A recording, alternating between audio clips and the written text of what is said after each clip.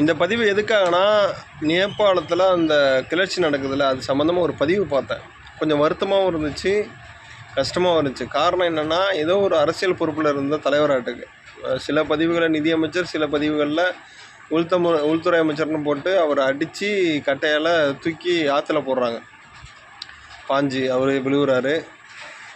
கஷ்டமாக இருக்குது அந்த பதிவை பார்க்கும்போது. என்னதான் இருந்தாலும் சக மனுஷனை இன்னொரு மனுஷன் இது மாதிரி அடித்து போகிறது எந்த விதத்தில் நியாயம்னு எனக்கு தெரியல. தப்பே பண்ணியிருந்தாலும் தண்டனை கொடுக்கறதுக்கு நம்ம ஒன்றும் கடவுள் கிடையாதுல்ல. இன்னொருத்தர் போட்டிருந்தாரு, ஓட்டுக்கு காசு கொடுக்குற அரசியல்வாதிகளுக்கு தான் நிலைமைங்கிற மாதிரி. என்னை பொறுத்த வரைக்கும்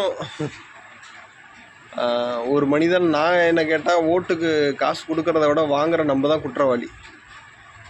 நம்ம எல்லாருமே காசு வாங்குறத நிப்பாட்டினா அவங்க ஏன் காசு கொடுக்க போகிறாங்க? உங்களை நோக்கி ஒருத்தங்க காசு கொடுக்க வரனா ஏன் வாங்குறேன்னு கேட்குறேன். வாங்குறதுனால தானே அவங்க கொடுக்குறாங்க. உடனே நீங்கள் சொல்லிங்க நம்ம காசு நம்ம கொடுக்குறாங்க. அப்போ நீ பண்ணுறதுக்கு நீயே திருடுறதுக்கு நீயே வழி பண்ணி கொடுக்குற மாதிரி தானே அர்த்தம். அப்போ எப்படி அவங்கள நீ குறை சொல்ல முடியும்? இந்த உலகத்தில் ரெண்டே பேர் தாங்க. ஒன்று தப்பு செய்கிறதுக்கு வாய்ப்பு கிடைச்சவன், இன்னொருத்த வாய்ப்பு கிடைக்காதவன். இங்கே எல்லாருமே ஒரு விதத்தில் திருடர்கள் தான். நீ வாய்ப்பு கிடைச்சா ஒரு ஹாஸ்பிட்டலுக்கு போகிற, 100 பேர் நிற்கிறாங்கன்னா குறுக்க போகிற வாய்ப்பு கிடச்சுன்னா நீ பூராமலையாக இருக்க. அதே போல் ஒரு சலுகை கிடைக்கிது. ரேஷன் கடை எடுத்துங்க, போய் உங்களால் உங்கள் செல்வாக்கை பயன்படுத்தி குறுக்க போக முடிஞ்சால் குறுக்க போகாமலையாக இருக்கீங்க. இங்கே எல்லாருமே ஒரு விதத்தில் சுயநலவாதிகள் தான். தனி மனிதனோட மாற்றம் ஏற்படாமல் இங்கே எந்த மாற்றமும் ஏற்படாது. அதுக்காக ஒரு சக மனுஷனை நீங்கள் அடித்து இந்த மாதிரி போடுறது எந்த விதத்தில் நியாயம்னு எனக்கு தெரியவே கிடையாது. ரொம்ப கஷ்டமாக இருந்துச்சு. இதுக்கு நான் தீர்வு சொல்லலாம் வரல.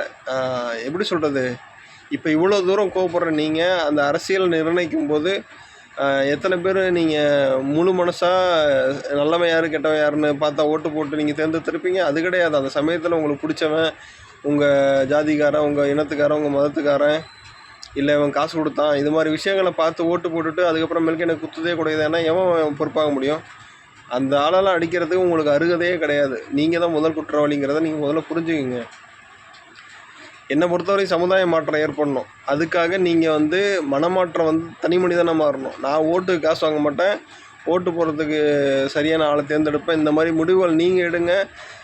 இவரை தேர்ந்தெடுத்தால் நமக்கு அரசியல் மாற்றம் ஏற்படுங்கிற மாதிரி எண்ணங்களை யார் உருவாக்குறாங்களோ அவங்களுக்கு போடுங்கிறத நீங்கள் முடிவெடுக்கணுமே தவிர, ஒருத்தர் அந்த இடத்துக்கு போனதுக்கப்புறம் இந்த மாதிரிலாம் செஞ்சார், இந்த மாதிரி போயிட்டார், அதுக்காக நான் ஒரு வாய்ப்பு கிடைச்சா என்ன வேணாலும் பண்ணுவோங்கிறது ஒரு மனிதனாக அது சரியான கூற்றாக இருக்கிறது என்னோட கருத்து. பார்த்ததும் கொஞ்சம் கஷ்டமாக இருந்ததுனால இந்த பதிவு போகணுன்னு தோணுச்சு. நம்ம மாறணும், அப்போ தான் இந்த சமுதாயம் மாறும்.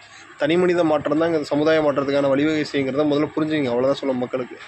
நன்றி, வணக்கம்.